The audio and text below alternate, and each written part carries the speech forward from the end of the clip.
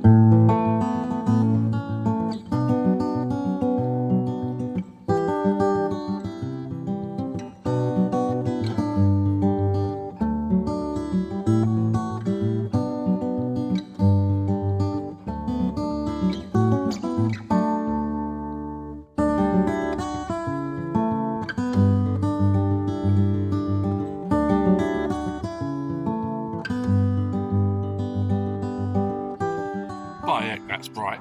Anyhow, 21:45, we have arrived. You have to go from the way we approached the 303, broadly heading westbound. You have to go past the entrance here, down to the roundabout, which is about a mile away. A quick 180 back up the road. And if you come from west, there are signs that tell you where this lay-by is, but it's a no right turn. If you then go to the roundabout and double back round, as you have to because of the no right turn, you come back this way and there are no signs that tell you where it is. So we just set the trip counter. It's literally 1.2 miles from the roundabout back up, and then the lunar landing that is this site. There's probably about 20 or 30 vans that we've seen here so far tonight. In the morning I dare say we'll see some more, but it is now time for a brew and some bedtime. Ta-ta.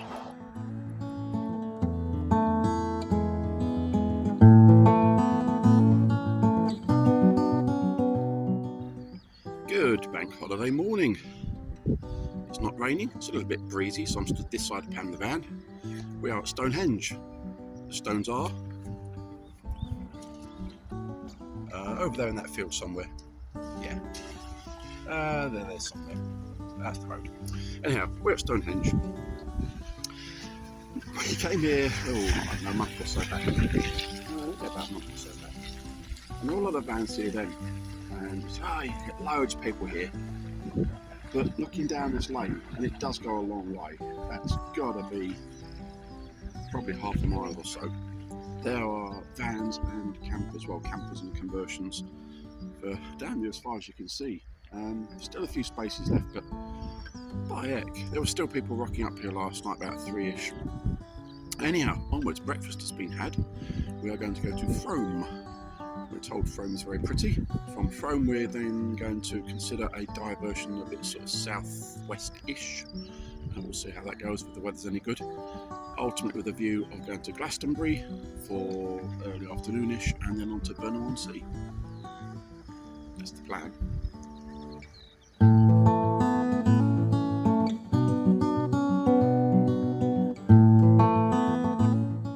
Well, here we are at Castle Carey. Wasn't an original destination for us, but we kind of chucked it in at the last minute. And we're currently stood at what I guess is called Horse Pond, judging by the fact that the pub over there is called Horse Pond Inn. So let me flip the camera and give you a bit of a tour of the village. Being bank holiday, of course, we have arrived on the day of probably the largest fair the village ever has, but this, I'm guessing, is Horse Pond. Very picturesque. Set out with a million flags, of course, for the upcoming. And I've just noticed this fabulous little statue over here, which we'll go and have a look at. Of course, the Steadicam's back in the van. Let's go and see what this is all about then. Okay, it's called The Return. Okay, fair enough. Right, well, we'll conclude our 360 spin over the road. There is the Horse Pond Inn. It's a rather modern type sign. It's very sort of soft, sandstone kind of place. So we found a parking space amazingly, so it's rude not to explore. Explore we shall. Well, I must say, Castle Kerry is a lovely place. It's kept its old self.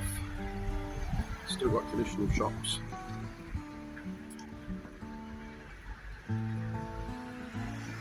So we've come here on the big event day, obviously being May Day. Well, it's not May Day, it's yeah, it is May Day, isn't it? Whatever, it's Monday, I don't know what day we're in. What a lovely place anyhow. We're going to walk some more.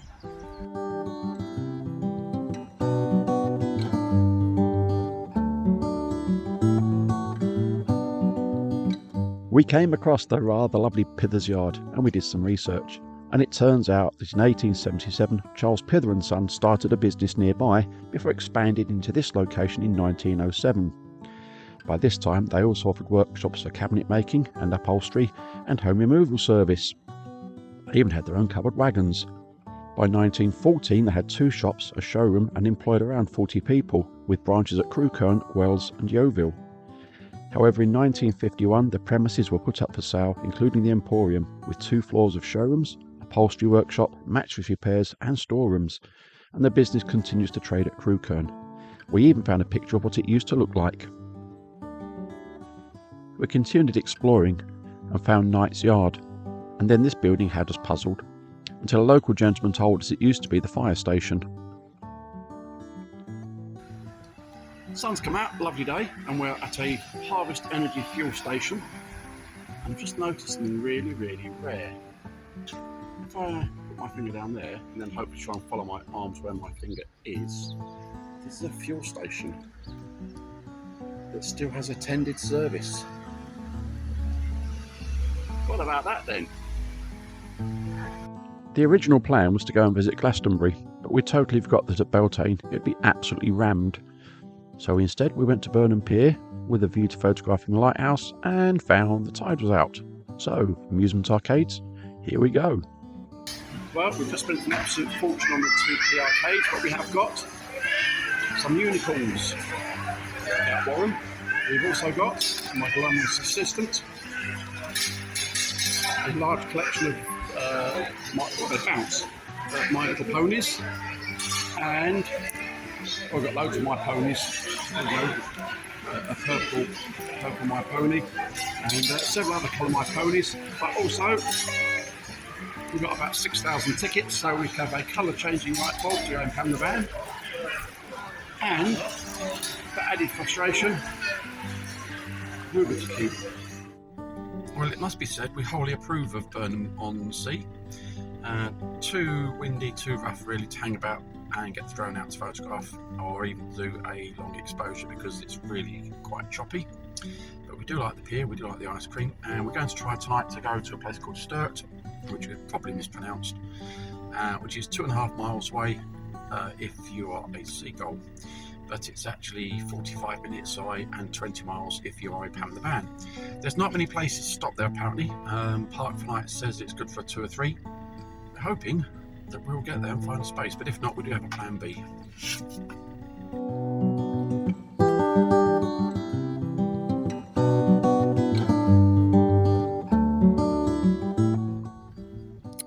Here we are at Sturt. I think that's how you pronounce it. There's a couple of car parks along here listed on Park for Night. One says it's got a height barrier, which indeed it does. That apparently opens during the day. We didn't want to risk getting stuck in there.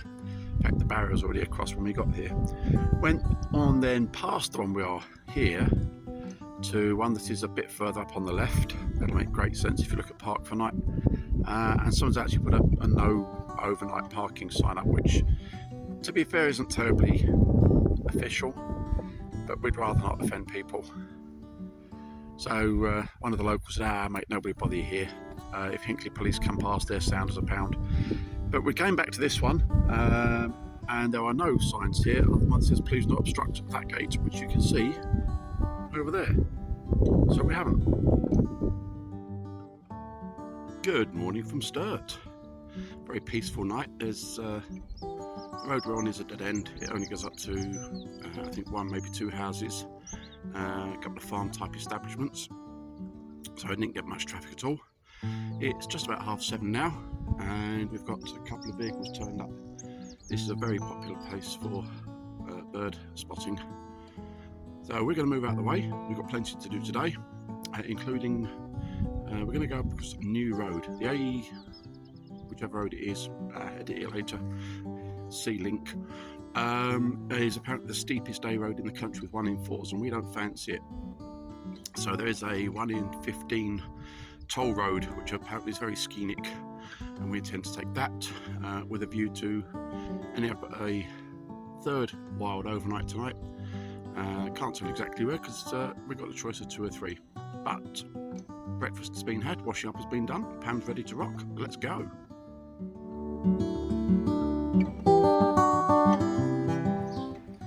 Well, it's been an interesting morning so far. We're at Watch It, and I've managed somehow or another to invoke a red light warning on the motorhome's internal systems.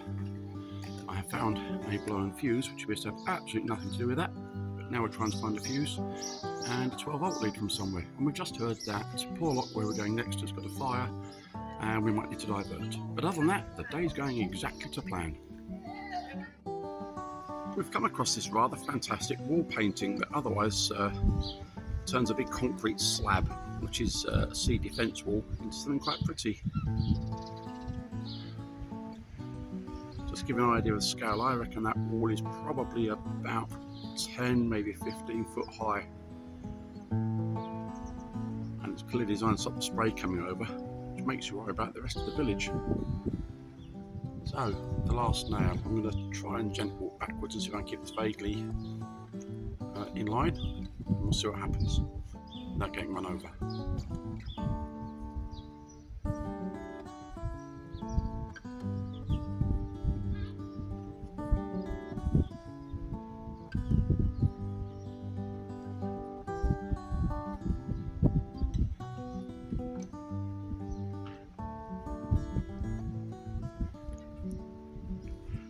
Absolutely incredible.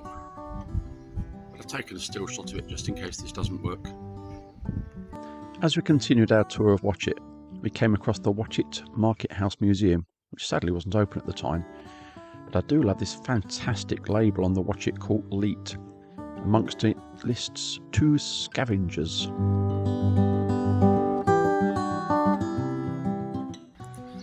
Well, Watch It's a rather beautiful town. Still got little original shops, still got people that are pleased to see you, still got people that like to take money, and it's got one of these, a book exchange.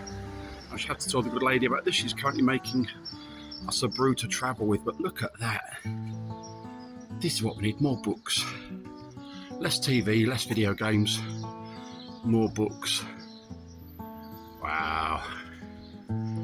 If I don't tell her about this, it's going to be a divorce. Oops, that was wobbly, wasn't it? Well, in equal measures, I'm delighted and confused to say that the red light, which is over there, is no longer red. Apparently that indicates that there is no charge getting through from the campervan engine battery system, because we've got 2 battery systems on board.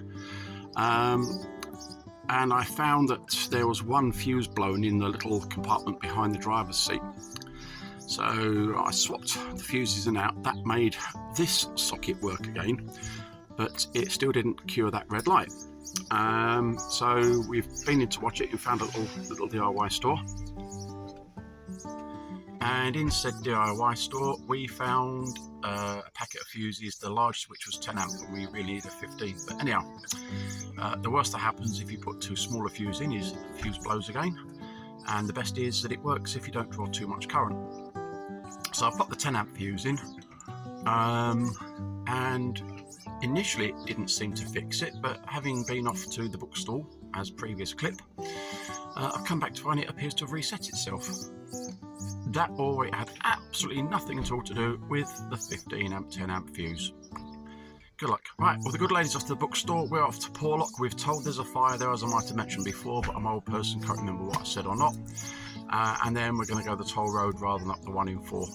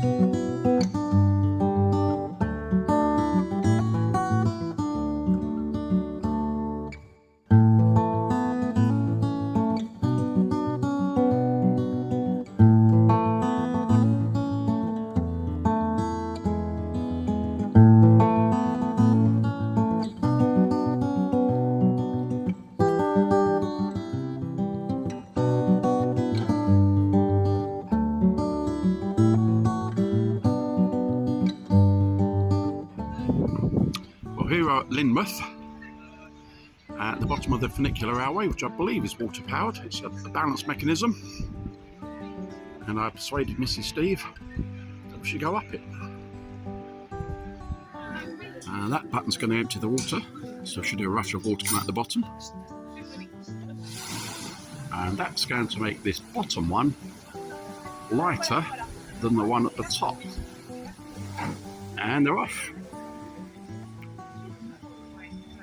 All the way up there is the other one.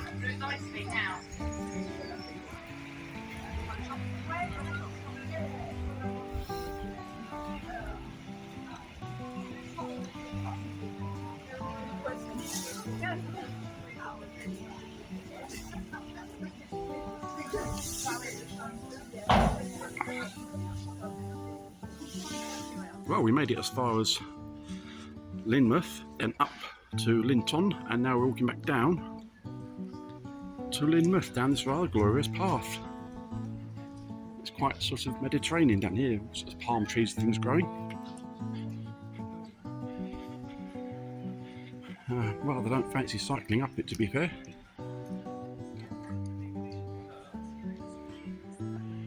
There we are. We've kind of committed ourselves to walking all the way down to the band now. It's not a bad day for it. Probably need the exercise. On the return trip, we've managed to get to the front. And the very helpful guided people tell it holds 300 gallons of water, which is rather a lot.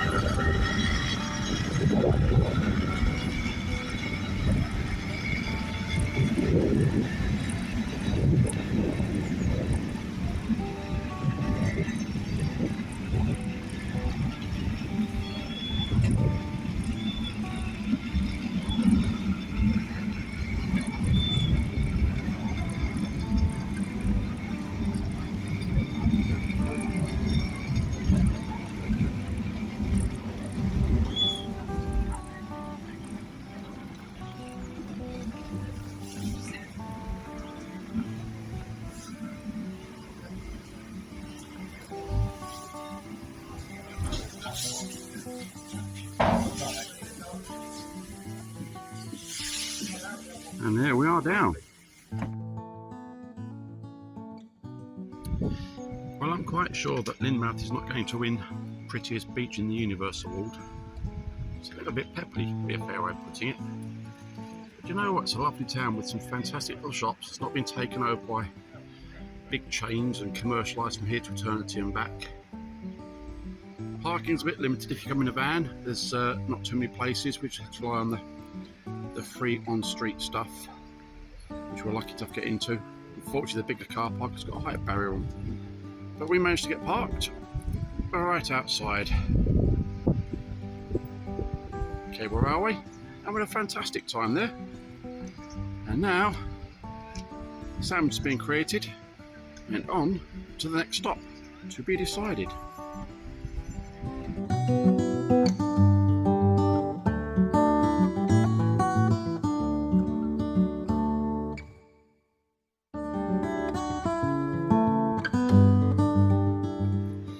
Well, we've made it to Ilfracombe, which is a weird old place, and we are currently at St Nicholas's, or at least we will be when we walk to the top of this bloody great big ramp. Behind us is the Damien Hirst statue, which is chalk or cheese, love it all over it. And to avoid the heavy breathing, I'll stop until I get to the top. There we go. But this is Ilfracombe.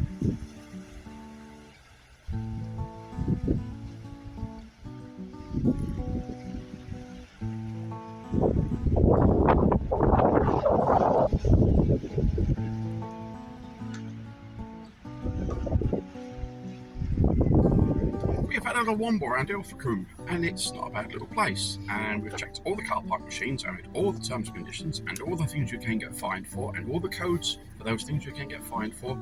And there is nothing on the payment machines that says you can't overnight here.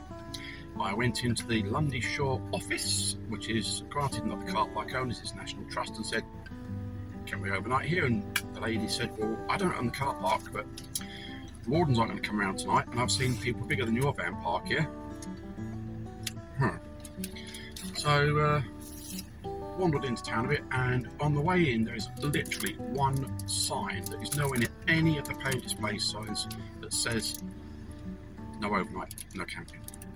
The Ilfracombe Council, sort yourselves out. This is a massive car park, set aside 2 or 3 bays. We'd come here, we'd spend money in the local economy, we'd eat out in the restaurants and stuff, spend money in the pubs, and you're blowing it, we've got to go somewhere else. Ilfracombe, sort it.